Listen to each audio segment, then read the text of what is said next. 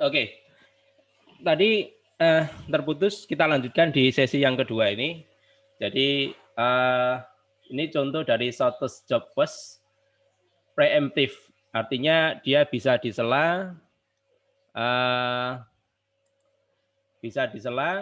tapi dia memperkirakan yang pendek terlebih dahulu, ya, yang pendek terlebih dahulu. Pendek terlebih dahulu untuk dikerjakan. Contohnya ini P1 datang waktu ke 0. Ini waktu ya. Waktu ke 0 dijalankan. Tapi begitu dia datang di waktu yang kedua itu P2-nya datang. P2-nya datang. Ketika P2-nya datang dengan waktu 4. P1 dibandingkan bukan 7 lagi karena dia sudah dikerjakan 2 kali, 21 satuan waktu. Maka P7-nya jadi 5. Ini jadi 5. Di sini P ini jadi 5. 5 dibandingkan dengan 4. Masih lebih kecil 4. Maka yang P1-nya ditunda terlebih dahulu. Ditunda terlebih dahulu, P ini jadi kerjakan yang P2. Begitu P2 dikerjakan di sini, P1-nya datang. P3-nya datang dengan waktu 1. Sementara P2-nya itu kan 4 dikerjakan di 2. Berarti tinggal 2. 2 dan 1 lebih kecil 1. Maka yang dikerjakan pindah ke 1. P3-nya dikerjakan terlebih dahulu. P3 dikerjakan, setelah itu kembali lagi. Di waktu yang keempat, P4-nya datang. Waktu yang kelima, P4-nya datang. Di sini berarti waktu di sini itu ada 1, 2, sama 4.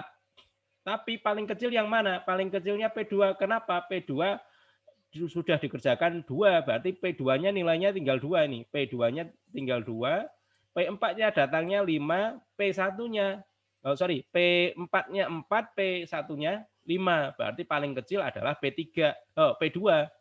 P2-nya tinggal 2, maka P2 dikerjakan dulu. Kerjakan dulu, tinggal bandingkan lagi. Sekarang dibandingkan lagi. Dibandingkan lagi dengan P4 dengan P1. P1-nya 5, P4-nya ada berapa? P4-nya 4, berarti dikerjakan yang 4 terlebih dahulu. 4 dikerjakan. Nah, kalau P4 dikerjakan, maka P1-nya dia dikerjakan. Setelah itu di waktu yang ke-11 dikerjakan. Sekarang waktu tunggunya berapa? P1 waktu tunggunya berapa? Oh, P1 enggak nunggu Pak, langsung dikerjakan. Iya, tapi kan dia disela harus nunggu di sini. Antara 2 sampai 11. Berarti kan 11 dikurangi 2. Ini 9. Ini waktu tunggunya untuk P1 ini. P1. P2 waktu tunggunya ada enggak? Oh, ada Pak. Dikerjakan, dia langsung dikerjakan tapi disela oleh P3 sebanyak 1. Berarti ini 1. P3-nya butuh nunggu enggak? Tidak, berarti 0.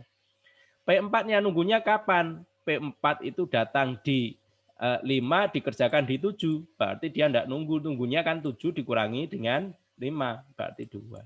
Ini berarti kalau di total 10, 12, 12 dibagi 4 hasilnya 3. Jadi shortest job yang preemptive itu waiting time-nya itu jadi sangat efektif. Ya, jadi sangat efektif.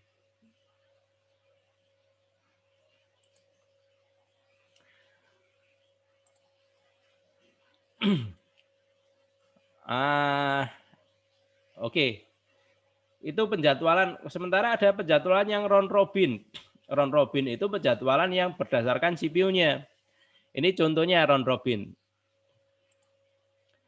Round robin ini waktu yang dibutuhkan oleh dia P1 53, P2 17, P3 68, P4-nya 24. Nah, sudah.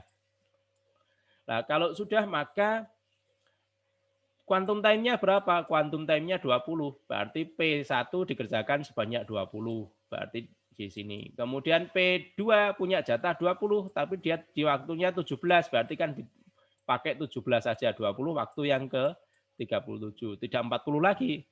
Kemudian gantian P3. P3 68 dikerjakan 20. Ini dikerjakan 20. P4 dikerjakan 20, P4-nya tinggal 4. Nah, kembali lagi ke P1, bukan 53 lagi, jadi 33 dikerjakan 20 lagi. Ganti P3 dikerjakan. Nah, P3 dikerjakan, habis itu P4 dikerjakan, yang tinggal 4 saja ini. Ini kan 4 selisihnya. Kembali lagi ke P1, kembali lagi ke P3 begitu. Nah, dengan cara yang semacam ini, kita juga bisa melihat P1 waktu tunggunya berapa. Ini waktu tunggunya berarti kan di sini waktu tunggunya P1. Ini waktu tunggunya P1. P2 juga bisa dihitung. P2 tidak sudah ada waktu tunggu. P3 ada waktu tunggu. P4-nya ada waktu tunggu juga. Nah, itu kalau kita menggunakan quantum time, penjadwalan yang membatasi dengan quantum time. Atau kita sebut dengan round robin. Quantum time itu lebih kecil, maka nanti kalau quantum time-nya itu terlalu besar, maka dia akan jadi first come first serve. Yang datang duluan dikerjakan duluan. Makanya quantum time itu harus dikecilkan. Dikecilkan. Tetapi ketika quantum time-nya dikecilkan, maka nanti ada perpindahan, konteks switch-nya jadi meningkat. Konteks switch-nya jadi meningkat. Kalau semakin kecil kan sering berganti-ganti. Konteks switch itu waktu yang dibutuhkan untuk perpindahan. Nah, konteks switch-nya berganti-ganti. Kalau meningkat bagaimana? Kalau meningkat nanti waktunya CPU itu lebih banyak digunakan pindah-pindah daripada waktu mengerjakannya. Anda menggunakan belajar menggunakan cara round robin. Setiap 1 jam pindah 1 mata pelajaran, 1 jam pindah. Oke, enggak masalah. Tapi kalau Anda ganti misalnya per menit Anda testing. Ya, habis putus ya. Dengar suara saya lagi ya. Udah kembali lagi ya. Jadi kalau Anda belajarnya Anda ganti per menit, nanti kan waktu yang dibutuhkan untuk berpindah satu pelajaran dengan pelajaran lain itu 2 menit misalnya. Nah, Anda cuma belajar 1 menit, pindah lagi 2 menit, pindah lagi belajar lagi lah. Begitu kan dia tidak efektif, menjadi tidak efektif karena waktu yang dibutuhkan menjadi meningkat. Itu istilahnya context switch ya. Di sini ada namanya context switch. Nah, ini runtime itu bervariasi terhadap quantum time. Ini caranya bagaimana? Ini quantum time, ini rata-rata tune runtime. Coba nanti dihitung kalau prosesnya itu 6, 3, 1, 7 gitu. Waktu perpindahannya bagaimana? Kita buat grand cut untuk ini dibuat grand cut. Bentar. Ini saya buat oret-oretan lagi. Mana tadi?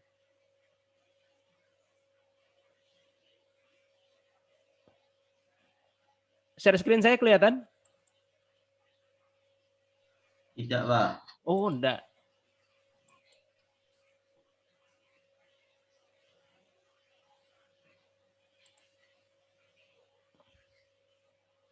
Terlihat sekarang?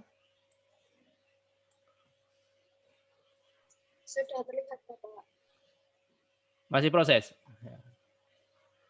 Sudah terlihat. Oh, sudah terlihat. Nah, ini tadi ya. Jadi quantum time itu harus dibuat yang cari yang kira-kiranya sekiranya pas begitu. Kalau terlalu banyak, terlalu kecil, nanti konteks switch-nya jadi besar. Waktunya tidak efektif. Tetapi kalau terlalu besar, nanti dia akan tidak jadi round robin, jadi first come first serve penjadwalannya. Karena waktu quantum time-nya terlalu besar.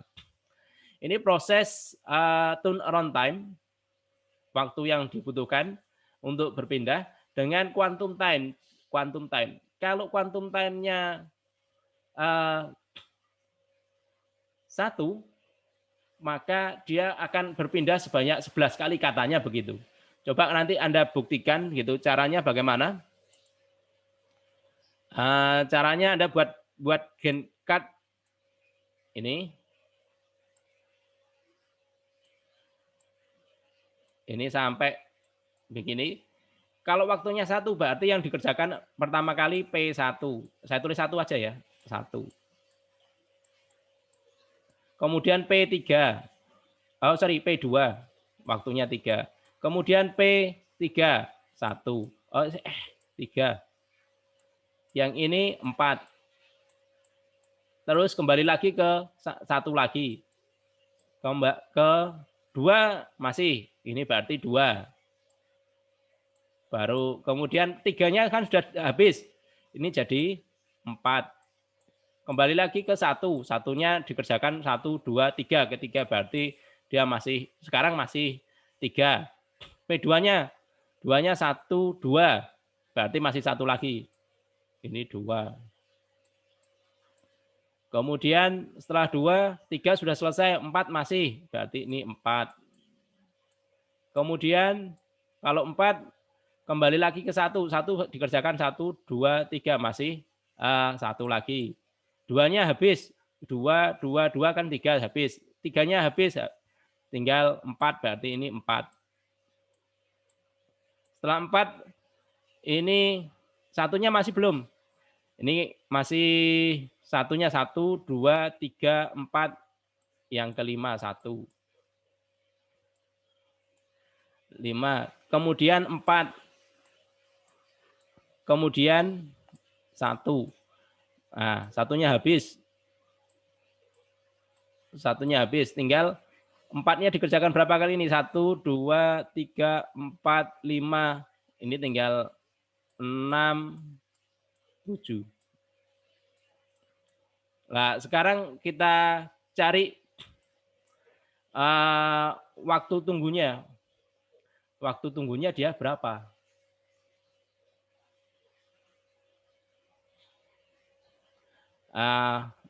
Perpindahannya ya, runtime-nya berapa nih? Kalau kita lihat perpindahannya dari 1 ini 1 ke 2 sampai ini 1, 2, 3, 4, 5, 6, 7, 8, 9, 10, 11, 12, 13, 14, 15, 16, 17. 17 dia waktu yang dibutuhkan perpindahannya sebanyak 17 kalau dia 1. Rata-rata waktu perpindahan turn runtime kita lihat dulu turn runtime-nya itu berapa.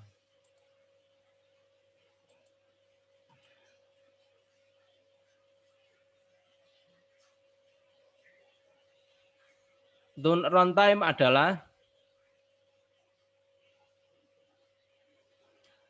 jumlah waktu yang diperlukan untuk mengeksekusi program dari waktu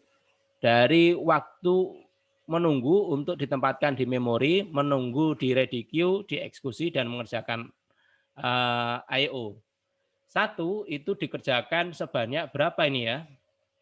Dia menunggu 1 itu 6.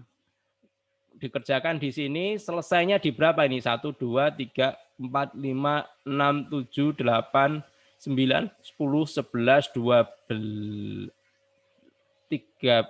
Ini berapa nih ya? Sampai dia 1, 2, 1. Harus ditulis ini harusnya. Enggak enaknya kalau di komputer ini harusnya pakai papan tulis gitu ya. Nulis pakai mouse jadi jelek semua tulisannya.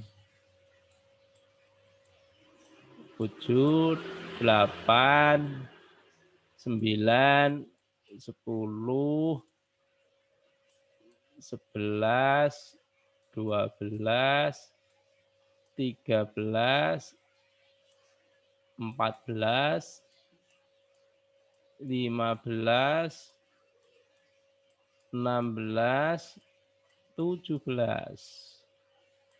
Berarti P1 itu dikerjakan, ini P4 ya, ini P4 ini.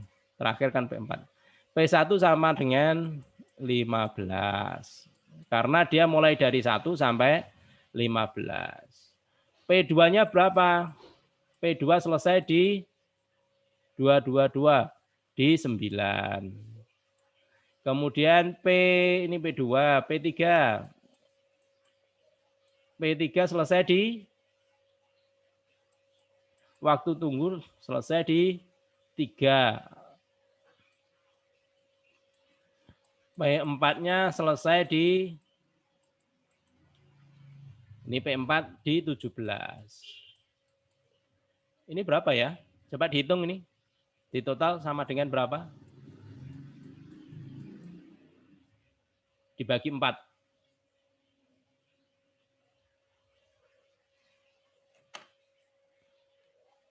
Ada yang sudah selesai ngitungnya? 44, Pak.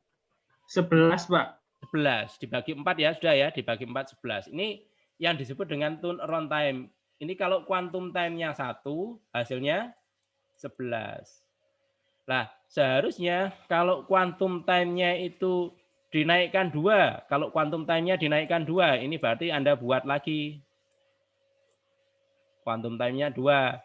Ini berarti P1 dikerjakan. Ini P1, kemudian ini 1, kemudian dia pindah ke 2. Ini 2 kan begini ya.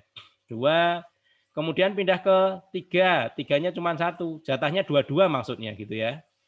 Nah, kemudian 4 P4, maksudnya P4 4 2 kali. Nah, begitu. Nanti Anda hitung juga quantum time-nya, nanti hasilnya adalah 11,5 ini. Nah, ini nanti kalau 3 malah turun.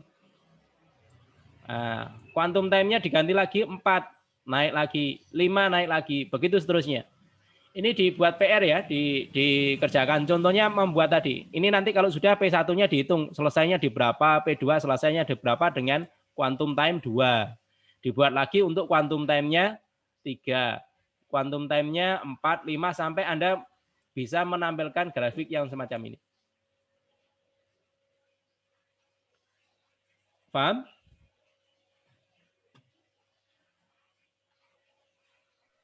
Mbak. Oke. Kalau paham, itu PR-nya.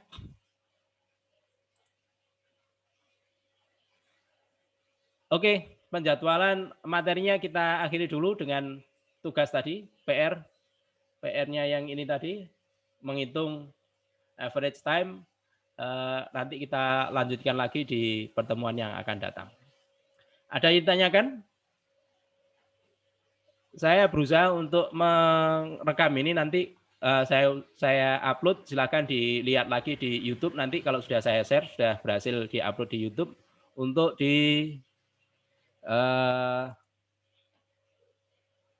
dilihat lagi kalau ada yang belum jelas nanti ya.